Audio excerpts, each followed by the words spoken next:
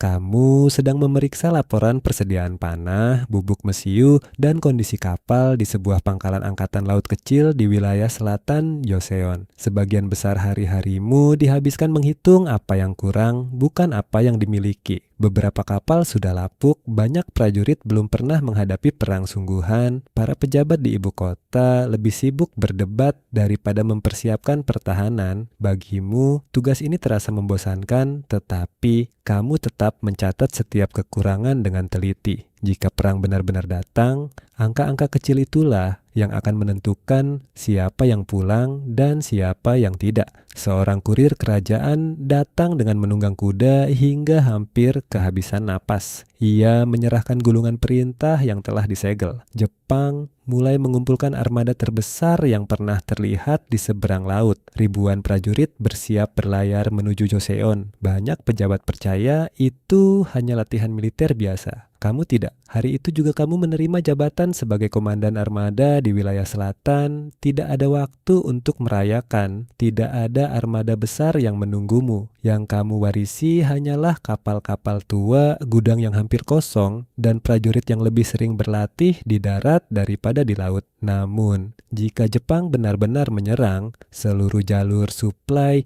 mereka akan melewati lautan yang kini menjadi tanggung jawabmu. Kamu langsung mengubah prioritas. Semua kapal diperbaiki siang dan malam. Persediaan panah dilipat gandakan, meriam dipasang ulang. Para prajurit dipaksa berlatih menembak di atas kapal yang terus bergerak. Banyak yang mengeluh karena latihan terasa terlalu keras. Kamu mengabaikannya. Lebih baik mereka membencimu sekarang daripada keluarganya menangisi mereka nanti. Di saat yang sama, kamu mengembangkan kapal yang selama ini hanya berupa rancangan. Sebuah kapal beratap besi dengan pelindung yang membuat pasukan musuh sulit menaikinya. Haluan kapal dipasang kepala naga yang dapat mengeluarkan asap untuk mengacaukan pandangan lawan. Kapal itu bukan dibuat agar terlihat menakutkan. Kapal itu dibuat agar dapat bertahan hidup lebih lama daripada kapal musuh. Beberapa bulan kemudian, kabar yang selama ini kamu khawatirkan akhirnya datang.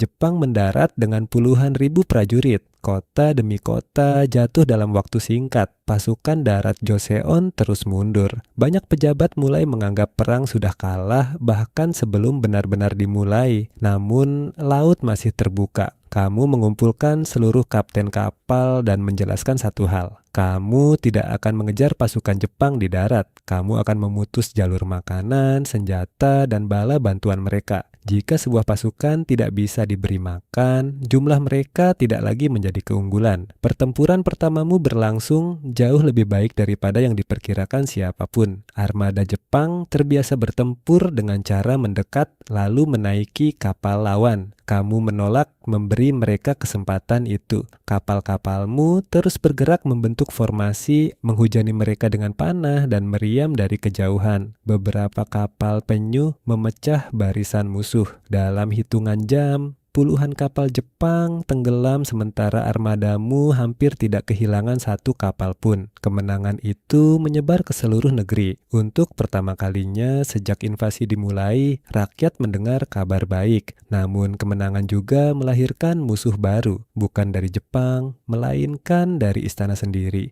Semakin banyak orang memuji namamu, semakin banyak pejabat yang mulai takut pengaruhmu menjadi terlalu besar. Mereka mulai mempertanyakan keputusan. Mereka mengirim perintah yang bertentangan dengan laporan intelijenmu.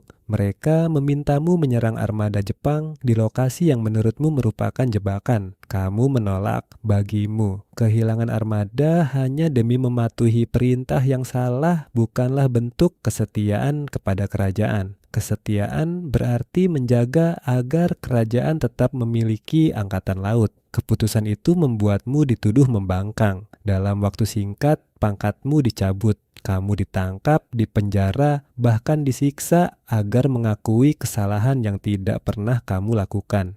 Seluruh armada diserahkan kepada komandan baru yang jauh lebih disukai para pejabat. Kamu hanya bisa mendengar kabar dari balik penjara. Komandan penggantimu membawa hampir seluruh armada Joseon langsung menuju perangkap Jepang. Ratusan kapal hancur dalam satu pertempuran. Laut yang selama ini berhasil dipertahankan, kini hampir sepenuhnya dikuasai musuh. Beberapa minggu kemudian, pintu penjaramu dibuka. Raja memanggilmu kembali. Bukan karena semua tuduhan menghilang, bukan karena mereka meminta maaf. Mereka memanggilmu karena hampir tidak ada armada yang tersisa. Saat kamu kembali ke pangkalan, hanya 13 kapal yang masih mampu berlayar. Di hadapanmu berdiri para kapten yang kehilangan hampir semua rekannya. Banyak di antara mereka percaya perang sudah selesai. Beberapa bahkan menyarankan agar kapal-kapal terakhir ditinggalkan dan seluruh pasukan mundur. Kamu menolak, kamu mengatakan bahwa selama masih ada satu kapal yang mampu berlayar, laut belum menjadi milik musuh. Beberapa hari kemudian, laporan pengintai memastikan armada Jepang yang mendekat berjumlah lebih dari 100 kapal perang. Perbandingannya hampir 10:1. Tidak ada bala bantuan, tidak ada armada cadangan, tidak ada rencana kedua. Kamu mempelajari arus laut di Selat Myeongnyang selama berhari-hari. Di tempat itu, arus berubah arah beberapa kali setiap hari dengan kecepatan yang mampu memutar kapal besar. Kamu memutuskan bertempur di sana. Saat armada Jepang memasuki selat, kapal-kapal mereka mulai kehilangan formasi akibat arus yang kacau. Kamu memerintahkan seluruh meriam menembak kapal paling depan. Jalur mereka tersumbat, kapal di belakang saling bertabrakan. Dalam ruang sempit itu, keunggulan jumlah berubah menjadi kelemahan. Pertempuran berlangsung berjam-jam. Beberapa kali kapalmu hampir dikepung. Beberapa kali anak buahmu mulai kehilangan semangat. Namun, kamu tetap berada di kapal paling depan. Jika komandannya mundur lebih dulu, seluruh armada akan ikut mundur.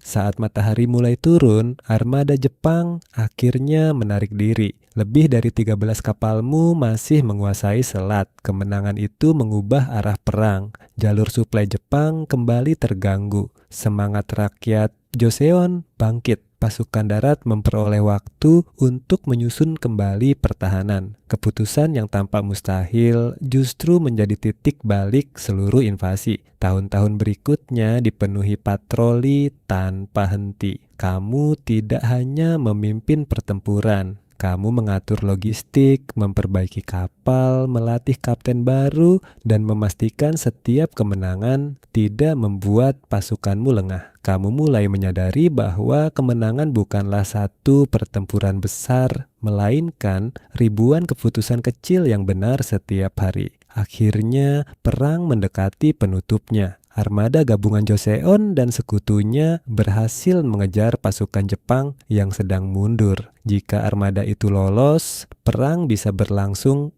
lebih lama. Jika berhasil dihentikan, invasi akan berakhir. Kamu memimpin dari garis depan sekali lagi. Pertempuran berlangsung sengit, kapal-kapal saling berpapasan dalam jarak dekat, meriam terus ditembakkan, panah memenuhi langit. Kamu terus memberi perintah tanpa berhenti, lalu sebuah peluru musket menghantam tubuhmu. Rasa sakitnya langsung terasa. Orang-orang di sekitarmu panik. Namun kamu tahu pertempuran belum selesai. Jika kabar tentang kematianmu menyebar sekarang, semangat armada bisa runtuh sebelum kemenangan benar-benar diraih. Dengan sisa tenaga, kamu memerintahkan mereka merahasiakan keadaanmu. Jangan beritahu siapapun. Teruskan genderang perang. Biarkan armada terus maju. Mereka mematuhi perintahmu. Pertempuran akhirnya dimenangkan. Armada Jepang mundur. Invasi yang telah berlangsung selama bertahun-tahun akhirnya berakhir. Banyak prajurit baru mengetahui apa yang sebenarnya terjadi setelah kemenangan benar-benar dipastikan. Bagi mereka, kamu bukan sekadar seorang laksamana. Kamu adalah orang yang memilih